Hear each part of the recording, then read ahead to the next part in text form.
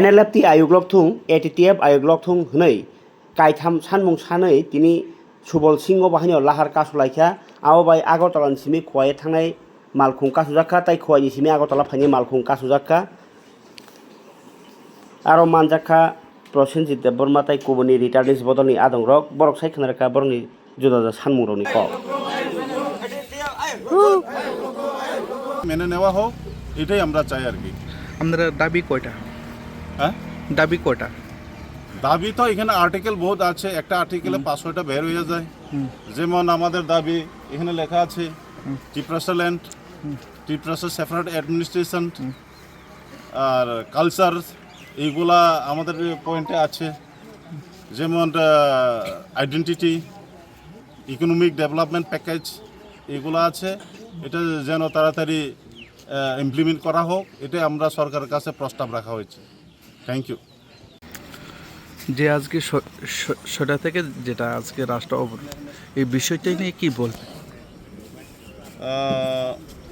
আমাদের যে 2024 4 September Delhi and ত্রিপুরার সঙ্গে ট্রিপাইটেড একত, এই একতের মাধ্যমে কিছু এখানে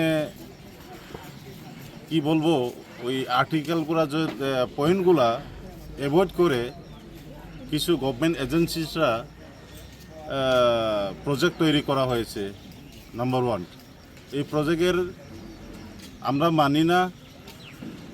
আর আমাদের যে ক্যাডারগুলা স্লোলি স্ক্রিনিং প্রসেসিং চলছে, সেটা যেন দ্রুত হয়, তার জন্যই আমরা এই যে 72 ঘন্টার রাস্তা অবরোধ, আজকে 12 তারিখ, এই জায়গাটা হচ্ছে সবুল সিং।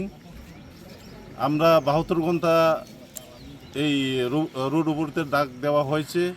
এখানে আমাদের এখানে সার দেওয়া হবে, অ্যাম্বুলেন্স, ডেড বডির গাড়ি, এক্সাম, এবং যারা হেলথ ডিপার্টমেন্টে চাকরি করেন বা ফোর্স বা পুলিশ, ওনাদেরকে আমরা